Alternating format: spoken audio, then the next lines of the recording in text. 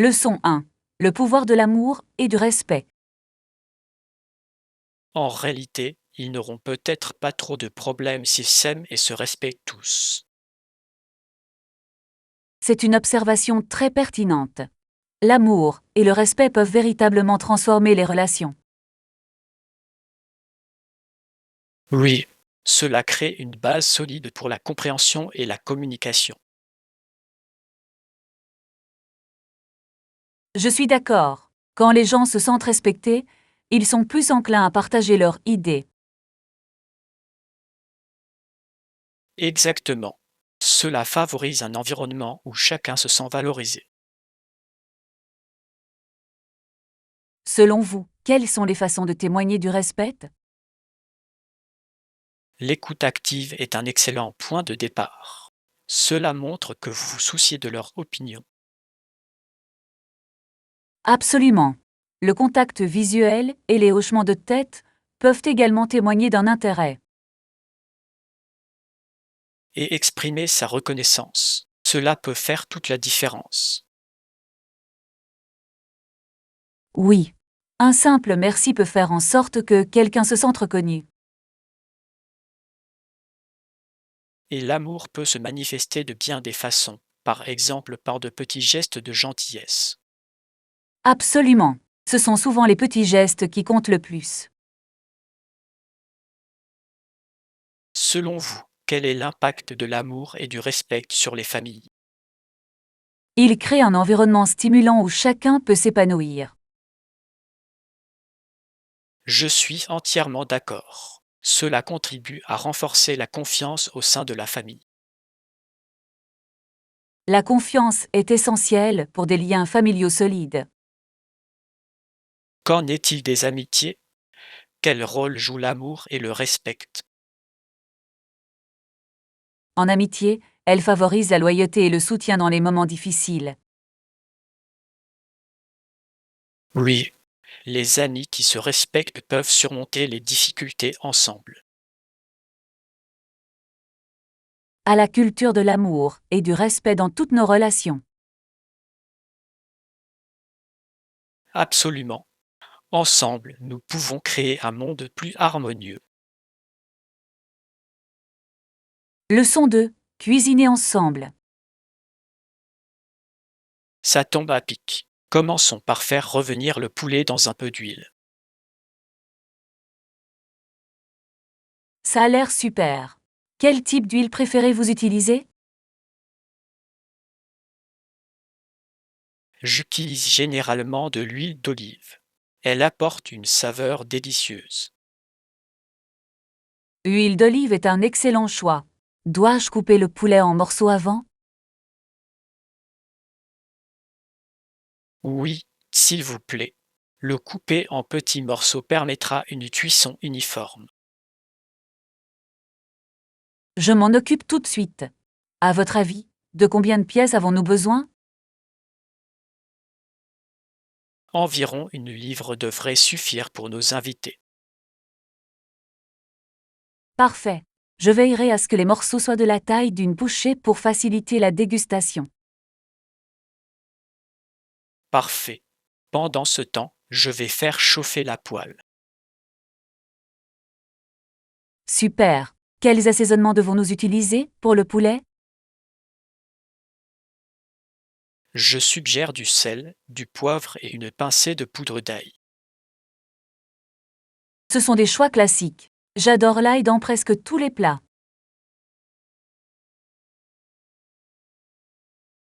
Moi aussi, ça donne tellement plus de profondeur à la saveur. Oui, Devrions-nous ajouter les des légumes au poivrons et sauté? les oignons se marieraient parfaitement avec le poulet. Je les couperai pendant que le poulet cuit. Excellent travail d'équipe. Ce repas va être délicieux. J'ai hâte de voir le résultat. À un excellent dîner et en excellente compagnie. Leçon 3. La chute des tsars.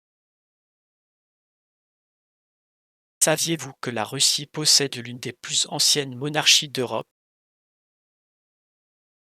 Oui. C'est fascinant de réfléchir à son histoire et à son influence. En 1917-1918, le règne des tsars touchait à sa fin.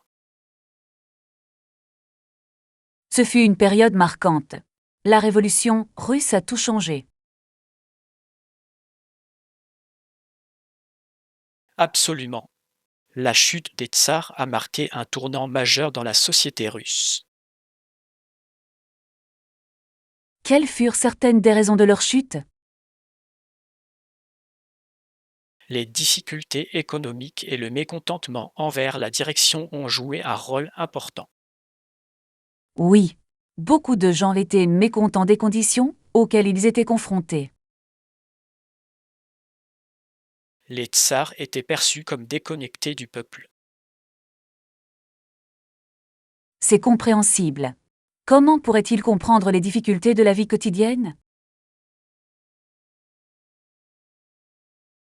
Exactement. Ce manque de communication a engendré des troubles et des manifestations de grande ampleur.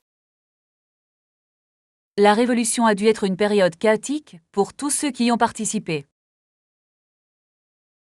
C'était le cas. Les gens se battaient pour leurs droits et un avenir meilleur. Je ne peux qu'imaginer la peur et l'incertitude qui ont marqué cette période. Oui, mais cela a aussi suscité un désir de changement et de réforme. Ce désir a finalement conduit à la mise en place d'un nouveau gouvernement. En effet, la montée des bolcheviks a transformé la Russie de façon radicale. Il est fascinant de voir comment l'histoire peut basculer de façon si spectaculaire. Absolument. À la santé des leçons du passé. Leçon 4. Renouer avec ses amis. C'est toujours un plaisir de vous revoir. Oui, c'était super de vous revoir. On ne se fera pas attendre aussi longtemps la prochaine fois. Je suis tout à fait d'accord. Le temps passe si vite, n'est-ce pas? Absolument. Qu'as-tu fait ces derniers temps? J'ai été très occupé par le travail, mais j'ai réussi à faire un petit voyage. Ça a l'air génial. Où es-tu allé? Je J'ai peux visité les l'imaginer. montagnes. La nature a Le le don de paysage rafraîchir était à l'esprit. couper le souffle. Exactement. Et toi, qu'as-tu fait ces derniers temps? Je me suis concentrée sur mon art. Je me suis inscrite à un cours de peinture. C'est formidable. La peinture peut être un excellent moyen d'exprimer sa créativité. Oui. Cela a été incroyablement enrichissant. Je me sens plus inspirée que jamais. J'adorerais voir certains de vos travaux. Je serais ravie de vous le montrer. Je suis fière de mes progrès. À la santé de nos passions respectives. Absolument. Il est important d'encourager ses amis dans leurs projets. Nous devrions prévoir une journée pour explorer ensemble les galeries d'art. Ça a l'air d'une idée fantastique. J'adorais ça. Faisons en sorte que cela se réalise bientôt. Leçon 5. Découvrir les trésors locaux. J'ai entendu dire qu'il y a un stand qui vend des foulards traditionnels. Ça a l'air intéressant. Cherchons-le. Je me demande quelle matière ils utilisent pour leurs foulards. J'espère qu'ils sont fabriqués dans un tissu doux et de haute qualité. Oui, une belle écharpe peut sublimer n'importe quelle tenue. Exactement. En plus, ce serait un merveilleux souvenir. Préférez-vous les couleurs vives ou les tons plus neutres? J'ai un faible pour les couleurs vives. Elles apportent une touche de peps à ma garde-robe. C'est vrai. Les foulards aux couleurs vives peuvent être très attrayants. Et vous, quelles sont vos couleurs préférées? J'apprécie les tons naturels. Ils sont polyvales et apaisants. Elles sont ravissantes. Elles peuvent s'accorder avec de nombreuses tenues. Interrogeons le vendeur sur les différents modèles qu'il propose. Bonne idée. Je suis curieux de connaître les motifs traditionnels. Je parie qu'ils ont des dizaines uniques qui racontent une histoire. Oui, chaque motif peut représenter quelque chose de spécial. Nous y voilà. Je vois le stand là-bas. Formidable. Voyons ce qu'ils ont à proposer. J'ai hâte de découvrir la sélection. Leçon 6. Gérer les pannes de courant. Très bien, prenez votre temps. Le courant devrait être rétabli maintenant. Je l'espère. Il fait assez sombre ici sans la lumière. Oui, mais les bougies créent une ambiance agréable, n'est-ce pas? Absolument. L'atmosphère est chaleureuse et même un peu romantique. Exactement. Peut-être devrions-nous organiser plus souvent des dîners aux chandelles. Ça a l'air délicieux. Que cuisineriez-vous pour une telle occasion? Je préparerai des pâtes avec une sauce maison. C'est toujours un plat apprécié. Les pâtes. Ça a l'air délicieux. Je pourrais préparer une salade fraîche pour les accompagner. Parfait. Un délicieux repas aux chandelles serait mémorable. En effet. J'entends à nouveau le réfrigérateur bourdonner. C'est bon signe. Espérons que le courant soit entièrement rétabli. Oui. J'ai hâte que la lumière illumine cette pièce. Espérons que cela arrive bientôt. J'ai un film que nous pourrions regarder. Un film, ça me va très bien. Quel film as-tu en tête? Je pensais à une comédie classique. Ça remonte toujours le moral. J'adore les comédies classiques. Elles me font toujours rire. À la vôtre pour profiter du reste de la soirée, avec ou sans électricité. Leçon 7. Aspiration professionnelle. Quel est votre choix de carrière? Je suis ouvert à différents secteurs d'activité, mais je porte un intérêt particulier à la technologie. La technologie est un domaine fascinant. Qu'est-ce qui vous attire particulièrement dans ce domaine? J'aime la façon dont elle évolue constamment et façonne notre quotidien. C'est vrai, il y a toujours quelque chose de nouveau à apprendre. Exactement. J'aime les défis qui stimulent ma créativité et mes compétences en résolution de problèmes. Avez-vous envisagé des rôles spécifiques au sein de l'industrie technologique? Oui. Je m'intéresse particulièrement à la conception de l'expérience utilisateur. La conception de l'expérience utilisateur est essentielle. Elle rend la technologie accessible et agréable. Je suis d'accord. Créer des interfaces intuitives peut avoir un impact considérable sur les utilisateurs. Et vous, quelles sont vos préférences professionnelles? Je suis ouverte à divers domaines, mais j'ai une préférence pour le marketing. Le marketing, c'est passionnant. Il y allie créativité et stratégie. Oui, j'aime créer des messages qui trouvent un écho auprès des gens. Avez-vous pensé à vous spécialiser dans le marketing numérique? Oui, le marketing digital est crucial dans le paysage commercial actuel. Absolument.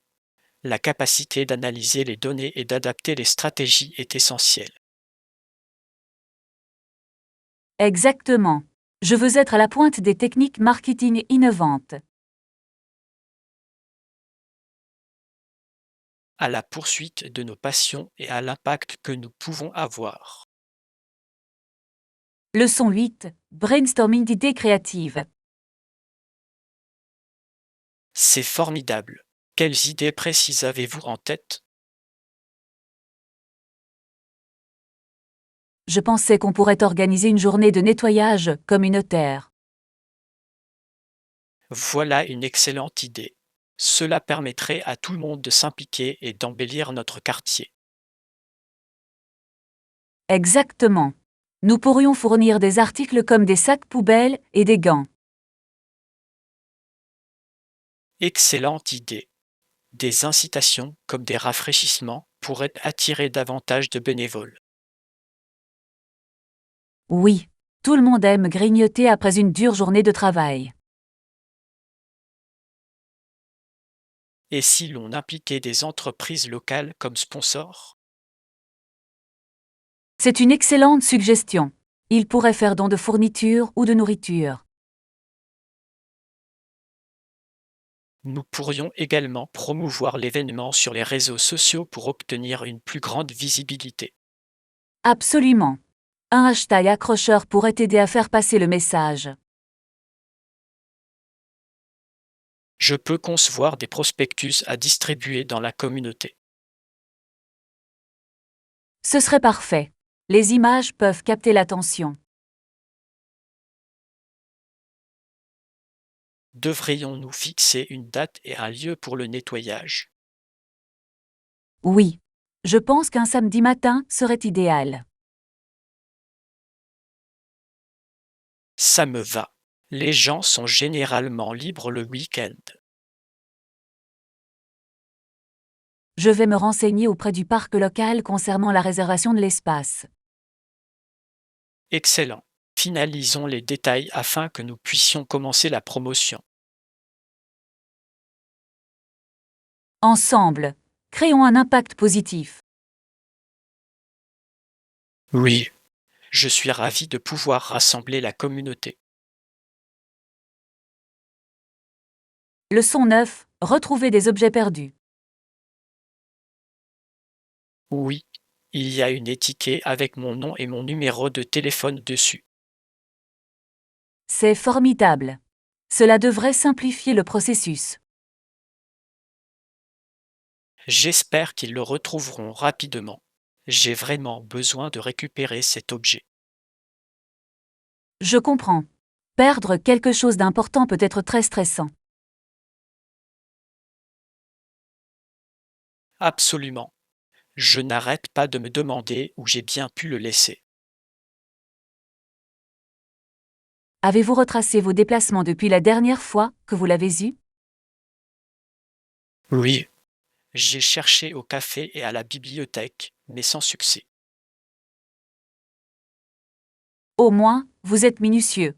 C'est important lors d'une recherche. Oui, j'espère juste que ça n'a pas été mélangé avec les affaires de quelqu'un d'autre. Avec une étiquette, il aura plus de chances d'être retourné.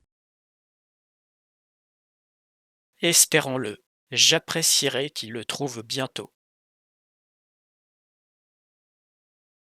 Je vous aiderai à poser la question au personnel. Merci. Votre soutien rend cette situation moins intimidante. C'est à ça que servent les amis. Nous surmonterons cette épreuve ensemble.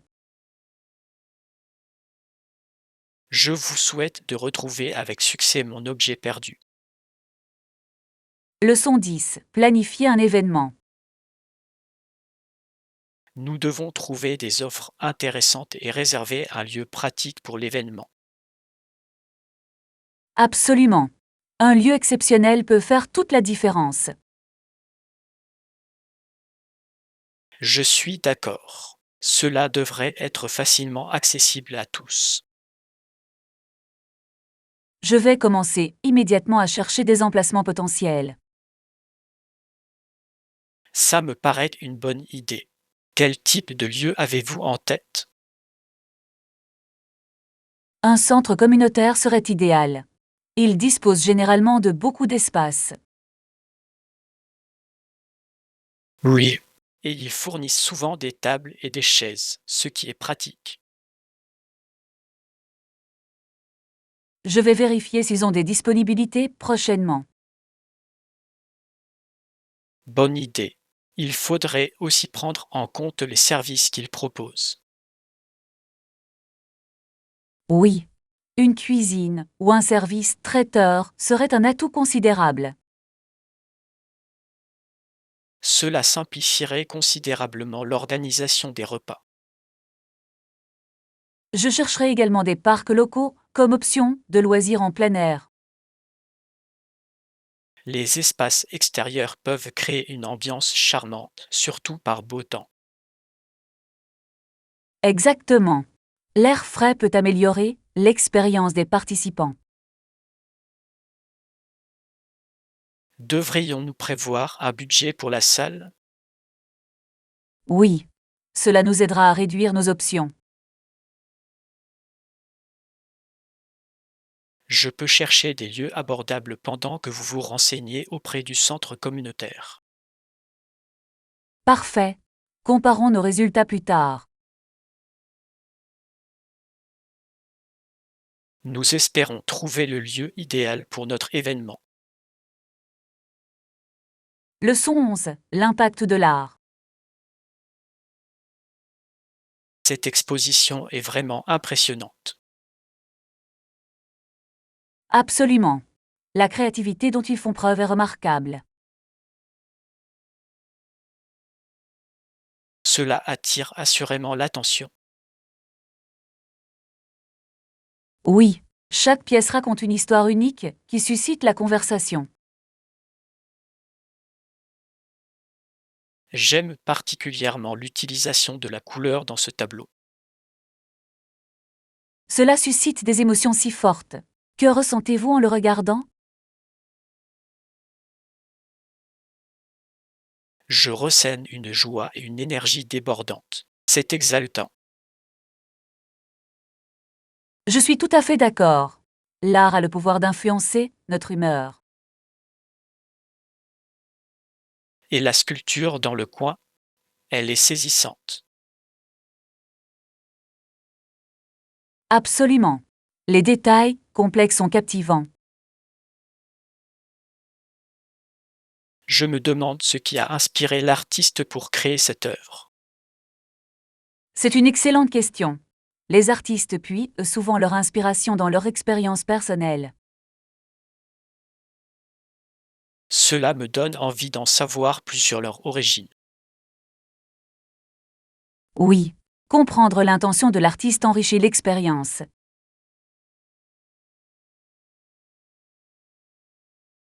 Devrions-nous consulter le guide de l'exposition pour plus d'informations? Ça me paraît une bonne idée. Je veux en savoir plus sur mes favoris. À la découverte de l'art et des histoires qui le sous-tendent. Leçon 12. Les poissons et l'océan. Avez-vous déjà remarqué à quel point les poissons semblent contempler l'océan avec nostalgie? En effet, on dirait qu'il rêve d'aventures au-delà du port. On se demande bien ce qui se cache sous ces vagues. Peut-être perçoivent-ils son immensité et aspirent-ils à l'explorer. Exactement. L'océan regorge de mystères. Imaginez les histoires que les poissons pourraient raconter, Ils pourraient parler de grands voyages à travers les courants. ou encore des rencontres avec des créatures majestueuses comme les baleines et les dauphins. Ces rencontres seraient assurément palpitantes. J'entends presque un poisson dire: un jour, je nagerai au loin. Ce poisson inspirait certainement d'autres personnes à rêver en grand. Peut-être devrait-il créer une école de poissons pour enseigner le courage aux plus petits. Quelle idée merveilleuse! Nager au-delà du port pourrait être leur devise. Et tous les poissons se rassemblaient au bord, avides d'apprendre. Je les vois s'entraîner à sauter, prêts pour le grand plongeon. Il leur faudrait un lier de courageux, quelqu'un qui n'ait pas peur d'aller au fond des choses. Peut-être qu'un vieux poisson sage pourrait les guider, en leur contant des histoires de la mer. Oui, et ce dirigeant leur rappellerait que c'est dans l'océan que les attend la véritable aventure.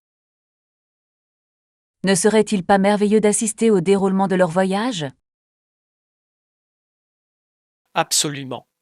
Ce serait un spectacle de bravoure et d'exploration. Tout comme nous, à explorer des idées et à apprendre ensemble, ici même. Exactement. Chaque conversation que nous avons nous permet d'approfondir notre compréhension. Et qui sait? Peut-être inspirons-nous d'autres personnes à plonger dans l'océan du savoir. Continuons à partager nos histoires à l'instar des poissons qui rêvent du vaste océan. Leçon 13. Capturer les moments. Vous êtes-vous déjà demandé comment prendre de superbes photos? Absolument. Je crois que la patience est essentielle. C'est vrai. Attendre le bon moment peut faire toute la différence. En effet, il faut aussi faire attention aux détails qui vous entourent. Exactement. De petits détails peuvent considérablement améliorer vos photos. Par exemple, la façon dont la lumière se pose sur un sujet peut créer de la magie. Oui, la lumière naturelle est souvent la meilleure pour la photographie. Et les angles de prise de vue? Ils peuvent radicalement changer le récit d'une photo. Oh, absolument. Expérimenter différentes perspectives est crucial. Je recommande de se baisser de temps en temps. Cela offre une vue unique. C'est un excellent conseil. Avez-vous déjà essayé de prendre des photos pendant l'heure dorée? Oui, la lumière douce est incroyablement flatteuse pour les portraits. On dirait qu'on devrait organiser une séance photo. J'adorerais ça. Nous pourrions pratiquer toutes ces techniques ensemble. Parfait. Soyons patients et attentifs. D'accord. Avec de la pratique, nous améliorons nos compétences en un rien de temps. J'ai hâte de voir les magnifiques images que nous allons créer. Moi aussi. Immortaliser des moments est vraiment gratifiant. Oui, c'est bien ça. Embarquons ensemble pour cette aventure photographique. Leçon 14. le parcours de la guitare. J'admire votre dévouement à l'apprentissage de la guitare en ligne. Merci. J'essaie de m'entraîner régulièrement. Et vous, vous jouez souvent? Je m'entraîne 3 fois par semaine. C'est ma petite parenté enchantée. C'est impressionnant. Quelle chanson apprenez-vous en ce moment?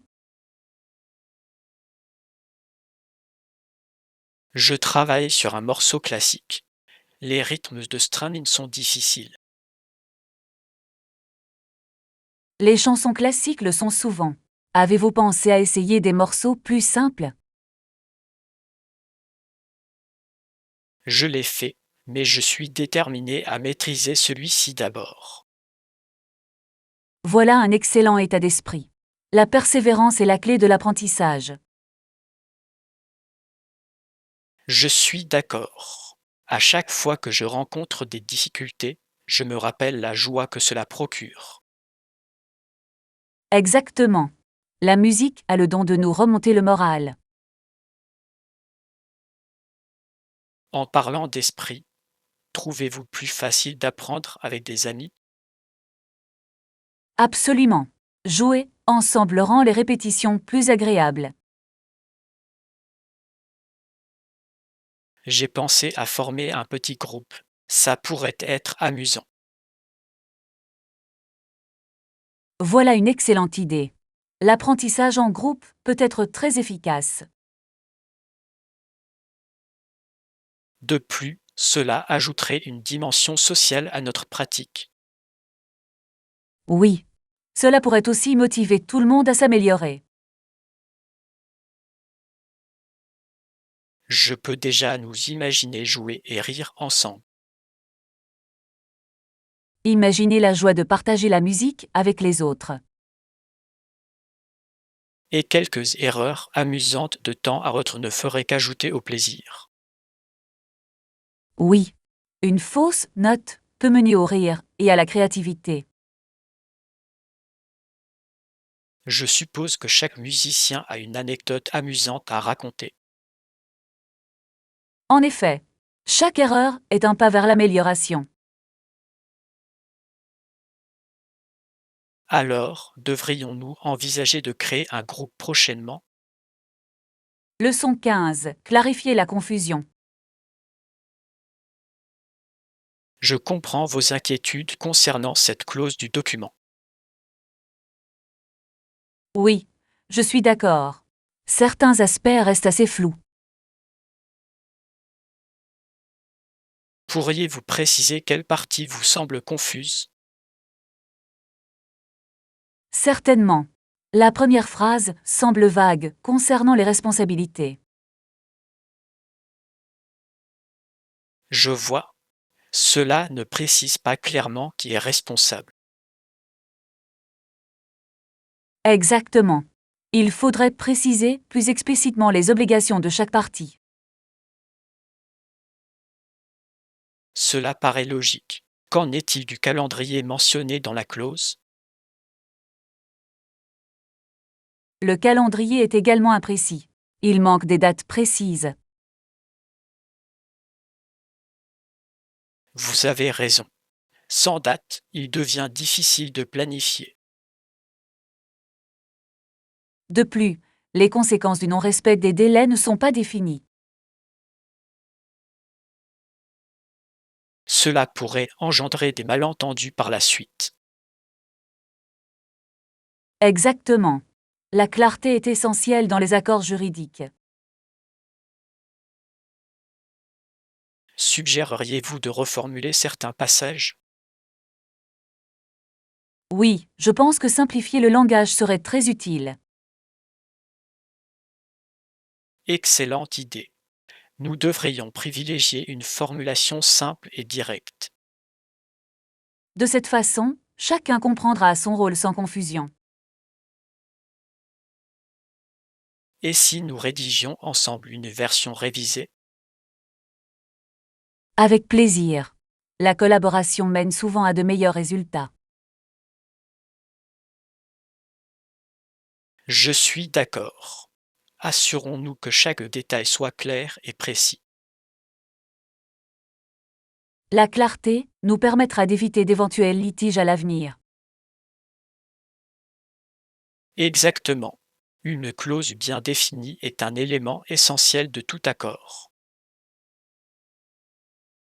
Je me sens beaucoup mieux maintenant. Merci d'en avoir discuté. C'est un plaisir. Ensemble, nous allons renforcer ce document.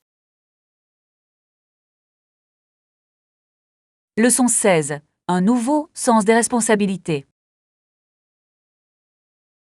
Il semble que notre union repose sur une citoyenneté responsable. Je suis entièrement d'accord. C'est essentiel pour une société prospère. Absolument. Selon vous, qu'implique un nouveau sens des responsabilités?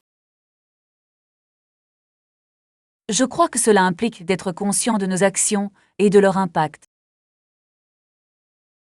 Absolument. Chaque décision peut avoir un impact sur notre communauté et notre environnement.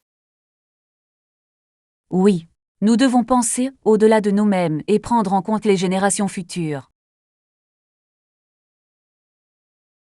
C'est un point essentiel. Comment pouvons-nous encourager cet état d'esprit? L'éducation est essentielle. Nous devons promouvoir l'engagement civique dès le plus jeune âge. Bien sûr, les écoles devraient enseigner l'importance de la participation.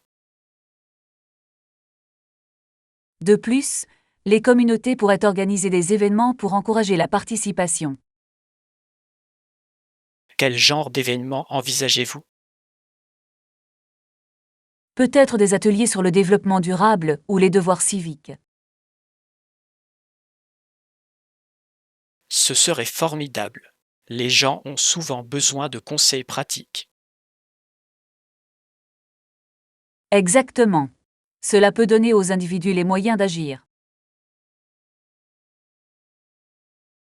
La responsabilité implique aussi de demander des comptes aux dirigeants, n'est-ce pas? Absolument. Nous devons exiger transparence et intégrité de nos dirigeants. Cela exige de nous aussi que nous soyons des citoyens informés. Oui. Rester informé est crucial en ce nouveau siècle. Il semblerait que les réseaux sociaux puissent jouer un rôle dans ce contexte. Absolument. Cela peut sensibiliser et mobiliser les communautés. Mais nous devons aussi nous méfier de la désinformation. Absolument. L'esprit critique est essentiel pour évaluer les sources. Alors, comment inciter les autres à se joindre à cette cause? En montrant l'exemple, nos actions peuvent inspirer le changement. Voilà une idée forte. Engageons-nous à être des citoyens responsables. Leçon 17. L'impact de la maladie. Avez-vous déjà réfléchi à la manière dont les maladies européennes ont affecté les populations autochtones? Oui, c'est un sujet historique important. Des maladies, comme la rougeole et la variole, ont eu des effets dévastateurs. Beaucoup pensaient que ces populations disparaîtraient complètement. Cette croyance était alarmante. Les conséquences furent tragiques et généralisées. En effet, ces pertes humaines ont bouleversé des cultures et des communautés entières. C'est choquant d'y penser. Les maladies se propagent si rapidement. Ils l'ont fait. Sans immunité, beaucoup n'ont pas pu survivre. On peut se demander comment l'histoire aurait été différente sans de telles maladies. Exactement. différentes civilisations ont pu prospérer et interagir. C'est à la fois fascinant et déchirant. La résilience des survivants est remarquable. Oui, leur histoire mérite d'être racontée et mémorisée. Comprendre cette histoire nous aide à tirer des leçons du passé. Absolument. Nous devons reconnaître à la fois les triomphes et les tragédies. Et nous devons veiller à ce que ces leçons soient transmises aux générations futures. Oui, l'éducation est cruciale dans ce contexte. Je suis d'accord. Cela permet aux gens d'apprécier leur histoire. Nous devrions peut-être en discuter plus souvent. J'adorais ça. Il y a tellement de choses à explorer sur le parcours de l'humanité. Ensemble, nous pouvons explorer divers sujets et apprendre en continu. Saisissons l'occasion d'engager des conversations constructives. En effet, chaque discussion ouvre une nouvelle porte à la compréhension. Leçon 18. Le dilemme du choix. Qui doit vivre et qui doit mourir? C'est une question profonde. En effet, cela soulève des dilemmes éthiques qui nous laissent souvent perplexes. Qui détient l'autorité pour faire de tels choix? Je me demande. C'est un point crucial. De fait, il fait souvent l'objet de débats au sein des sociétés. Oui, les sociétés de débat abordent régulièrement ces sujets complexes. Absolument. Cela permet aux individus d'explorer différentes perspectives. Il doit être fascinant d'entendre différents arguments sur de tels sujets. Absolument. Certains défendent la valeur de chaque vie, quelles que soient les circonstances.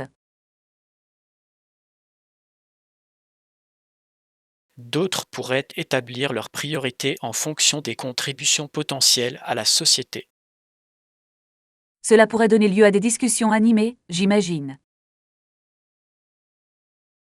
En effet, les émotions seraient vives lorsque des convictions personnelles sont remises en question.